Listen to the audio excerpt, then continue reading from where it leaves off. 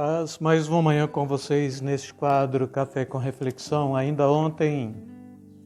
trabalhei com vocês o capítulo 3, versículo 16, da primeira carta que Paulo escreve a Timóteo. E me vem à mente o versículo 15 desta mesma carta, que eu diria é o tema desta carta, né? Paulo ele diz assim: para que se eu tardar, fiques ciente de como se deve proceder na casa de Deus, que é a igreja do Deus vivo, coluna e baluarte da verdade. Então você tira aqui o para se eu tardar, e a outra parte deste versículo, para que fique ciente de como se deve proceder na casa de Deus, que é a igreja do Deus vivo, coluna e baluarte da verdade. Quando falamos de fé cristã, de cristianismo, de discipulado cristão, não é? A gente vai fazer aqui, passar alguns pentes finos, por exemplo, e aquilo que eu sempre venho falando para vocês, tudo que tem ismo é porque tem militância humana. A fé cristã, ela está pautada dentro do conceito da observância da palavra de Deus. E com isto, quando se fala de cristianismo no Ocidente, o cristianismo está relacionado com a própria sociedade, com o próprio sistema capitalista que nós vivemos, e pouco tem a ver com a palavra de Deus, mas gostamos de falar, sim, somos cristãos, e se falar, praticamos alguma religião, temos que atestar, sim, o cristianismo também é uma religião, e dentro desse conceito a gente divide no Ocidente o cristianismo em duas partes, não é? O católico e o protestante, e a gente divide aí no mundo dois segmentos ou três segmentos do cristianismo também, que são os católicos apostólicos romanos, depois já no mundo grego, partes do mundo russo e por lado da Turquia também, trabalha com o conceito da igreja apostólica católica ortodoxa grega, e aí como todo também este segmento que a gente chama de segmento dos cristãos protestantes ou renovados ou reformados, né? Mas, sobretudo, o que eu quero trazer aqui não é nem o conceito do ismo, do cristianismo, né? Mas é de como se portar, como deve ser a forma do cristão se conduzir dentro da igreja ou dentro do reino de Deus, para que se eu tardar, não é? Então a gente tira essa frase, né?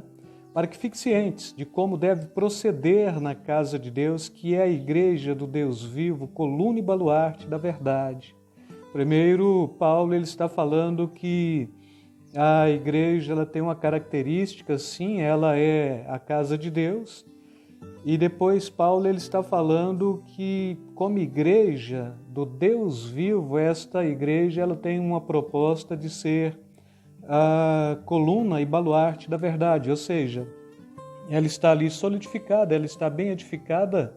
e ela tem que trazer este conceito do que é verdadeiro, do que é autêntico, do que é transparente, do que anuncia e proclama a glória de Deus, e ficar ciente de como proceder dentro desta igreja, casa de Deus, é trazer esta proposta do Evangelho, cumprir o Evangelho e guardar a palavra de Cristo como sendo palavra de revelação, e sabendo que dentro da igreja, a igreja é comunidade, a igreja traz este aspecto comunitário. Eu já venho falando para vocês muito que igreja ela não está no singular.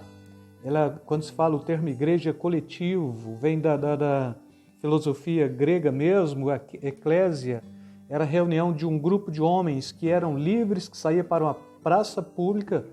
e que decidiam acerca da nação. E quando Jesus usa este termo pela primeira vez, sobre esta rocha edificarei a minha igreja, ele estava falando justamente disso, pessoas que saíram para fora. E saíram de onde? Saíram do mundo. E que saíram para fora e que deixaram de ser escravos, não são escravos. O escravo, ele não faz parte do corpo de Cristo. Do ponto de vista do escravo, aquele que está sendo escravizado, aquele que está sendo subjugado pelas trevas, porque todos quantos estão dentro da igreja do ponto de vista desta igreja visível, é este templo, mas desta igreja que tem o seu aspecto visível, tem a sua relevância invisível também, é o corpo de Cristo, está reunindo todos os crentes, todos os membros, não é? De todos os tempos e todas as épocas. Nós vamos estar falando desta igreja que é o corpo de Cristo, que tem o seu aspecto místico, que tem o seu aspecto universal, que está dentro dela aquele primeiro que professou fé em Jesus, se você quiser remontar lá no passado mesmo, como sendo o próprio Adão, aceitando a provisão de Deus ali, mediante a morte de um animal para vestir o casal, vesti-los, não é? Vestir Adão e Eva com pelo de animal mesmo, para tapar a sua nudez, já estava a primeira provisão ali, e a mesma proposta de Deus para Eva, que o filho da serpente seria esmagado pelo descendente da mulher. Então, se aquele casal de fato creu, também a igreja já tem eles como sendo aqueles que primeiro são relacionados ou nominalmente inscritos pela estrutura da palavra de Deus, caso de fato alguma coisa aconteceu fora da palavra de Deus, mas a gente quer pegar isso como sendo a realidade da palavra de Deus. Então Adão e Eva dentro deste conceito da igreja mesmo, mas sabendo que esta igreja não é meramente um círculo religioso e não tem uma proposta única e exclusivamente de trazer um protecionismo estritamente espiritual por estar na igreja, mas tem toda uma estrutura, tem toda uma postura, tem que saber como proceder, tem que saber como se conduzir dentro desta casa de Deus, que é a coluna e esteio da verdade. Então, para proceder bem dentro da igreja, primeiro você tem que ser verdadeiro, não é? Para proceder bem dentro da igreja, primeiro você tem que usar de misericórdia e de compaixão, como Jesus usou de misericórdia e de compaixão para com você. Para estar bem dentro desta igreja, saber como agir dentro desta igreja, você tem de compreender também que você foi justificado, você é justo porque foi justificado pelo sangue de Jesus, e para estar dentro desta igreja você tem que saber que a igreja ela tem uma missão, e esta missão é proclamar o reino de Deus continuamente. Não é uma missão que o pessoal tem trazido aí como sendo missões da igreja, né? Mas a missão única e exclusiva da igreja é manifestar o reino e a glória de Deus. E a missão que o pessoal tem proposto aí com o neoliberalismo cristão, então a igreja da hipergraça, então essa não é a missão da igreja. A teologia da prosperidade, esta não é a missão da igreja. A igreja como curral eleitoreiro ou eleitoral para eleger aí os seus candidatos, esta não é a missão da igreja, não é a função da igreja. Saber proceder dentro da igreja é saber compreender que a palavra de Deus é que nos conduz, e estas características propostas ou estes atos praticados pelo próprio Filho de Deus, entregar o seu próprio corpo, usar de graça, usar de misericórdia, ter compaixão, ser o Senhor da igreja, ser o cabeça da igreja, ser também aquele que santifica a igreja, aquele que olha para a igreja como noiva, que deve ser ataviada para o noivo, sem manchas, sem rugas, sem máculas, nem coisa semelhante. Proceder dentro da igreja, que é esteio da verdade, o baluarte da verdade, a casa de Deus, saber se relacionar bem com todos. Se a igreja está no coletivo, então eu não estou ali só. Aquele que é mais fraco,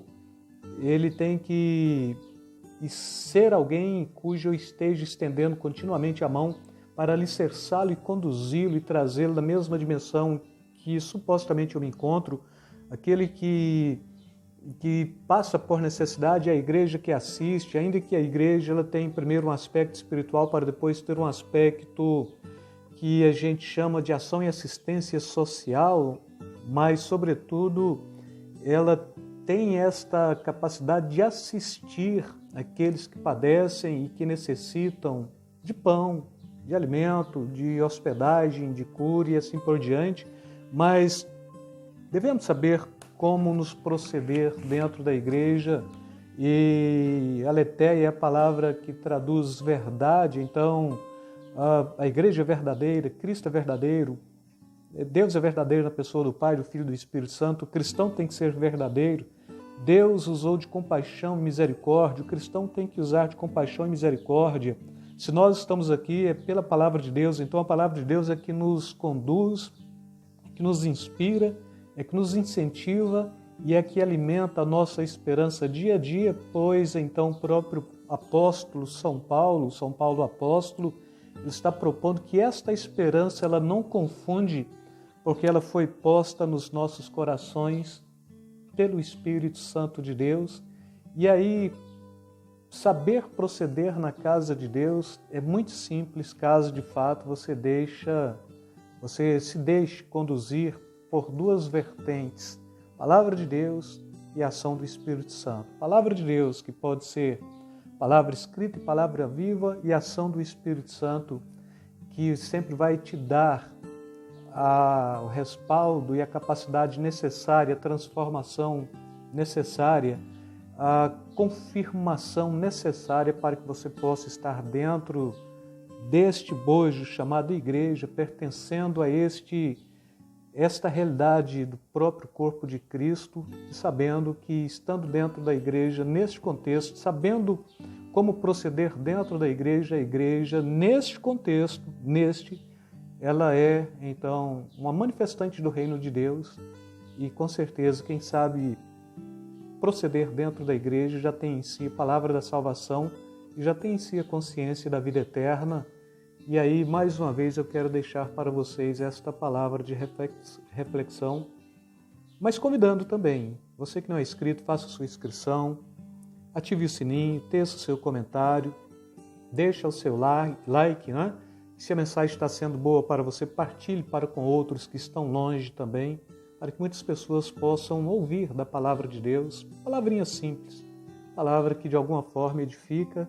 e é uma palavra de reflexão para o meu coração, para o seu, para os nossos. Deus te abençoe rica e abundantemente.